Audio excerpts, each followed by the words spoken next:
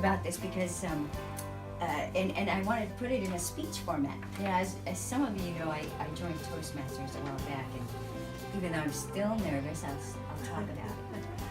Anyhow, thanks to Catherine for allowing me to do this today. It's really a life-changing event, and to be able to talk about UPW amongst all of you, it's unbelievable. But so I'll go like this. Many of you know that I went on several amazing trips this year. I went to New York to see my niece. This is the one who has MMIH. I'm always in awe every time I see her. She will turn 4 tomorrow, by the way. Thanks be to God. And this year I went to Italy in June with my sisters to visit my aunt. There was 12 of us in one flat, 3-bedroom, 1 bath. We made it work. It was small, but we made it work. We weren't home most of the time. We went to see Leaning Tower of Pisa, the Colosseum in Rome, saw Pope Francis serendipitously, I'm so nervous, by being at the right place at the right time.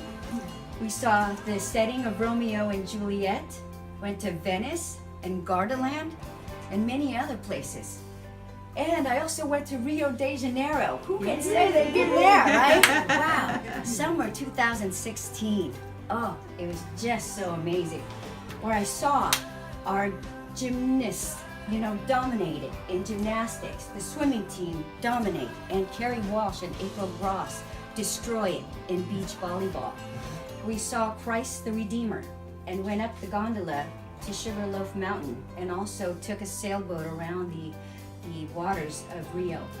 It was so unbelievable. And last but not least, I'll include the camping moment that we had at Del Valle.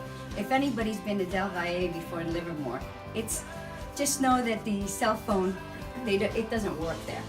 So you really have to communicate with one another, which was pretty exciting. Now, I've had such amazing and memorable times during these trips, but nothing prepared me for UPW. Unleash the power within. I have to say, this was one of the best trips, the best journeys I've ever been on, and best of all, I wasn't on any drugs or alcohol. That's the euphoric state I'm in. I'm still in, to this day, 2.5 weeks later, still on cloud 9, as Kim describes it, because her and Gina know that I went there. They've been there also. A couple of things happened to me before this event, and one of which, I drove myself to the emergency room before I went to Tony Robbins. I was feeling pressure in my chest, and I had a little bit of numbness in my arms. And I didn't know what it was, so finally I called my doctor, spoke to his assistant. She's like, you know what? You need to take yourself to the emergency room or call 911 if you can't drive yourself. But after talking to her and my hesitation, I decided for a second opinion to call my sister. And she said, just take your ass to the emergency room. And even today, I don't know what happened, but, I passed all the EKG, I passed all the treadmill tests, and even the blood work that they put me on. So also, another thing that I was lacking before this event was energy. My motivation, my drive was depleting. I didn't want to pick up the phone. I just didn't want to do it. I wanted things to come to me instead of me going to it. I stayed in bed longer, watching more and more Netflix or TV with a glass of wine or alcohol in hand, right? Mm-hmm. Who knew that could be a contributor? Today, I feel as though I'm a changed person. I have so much serotonin. My endorphins are in high gear. If you've ever been on drugs, perhaps you can relate.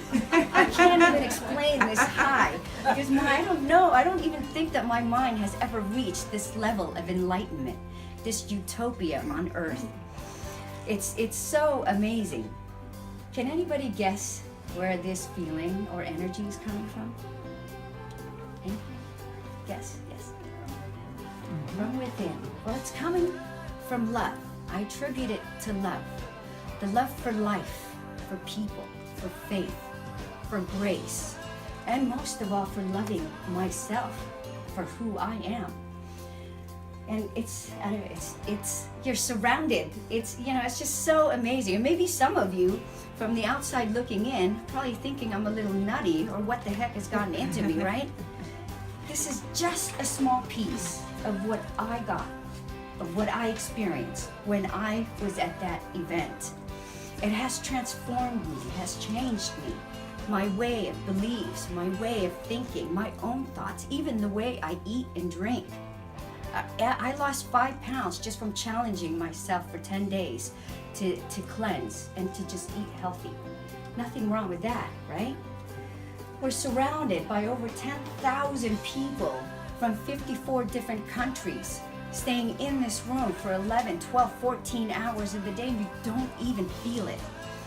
We wake up, we leave about 1 o'clock in the morning, you wake up at 6, 7 o'clock and do it all over again. But it's awesome. We walk on fire. We're fire walkers. 1,200 degrees of scorching water, of coals, I'm sorry. It's unbelievable, but I do it. Oops, turn the page.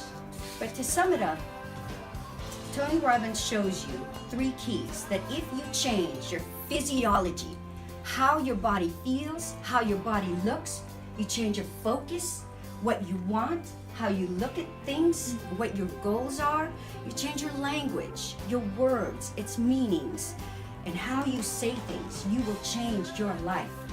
We all have fear, right? I was fearful standing here in front of you today giving this talk, and it's probably never going to go away. But fear is designed to keep us growing. So with that, I'd like to encourage you all to go to Tony Robbins' Unleash the Power Within event. Now, I'm not getting paid for this or getting a commission or anything. I'm telling you this because once you come out of those doors, you will be transformed. The next event is happening March 23rd to the 26th next year in Los Angeles.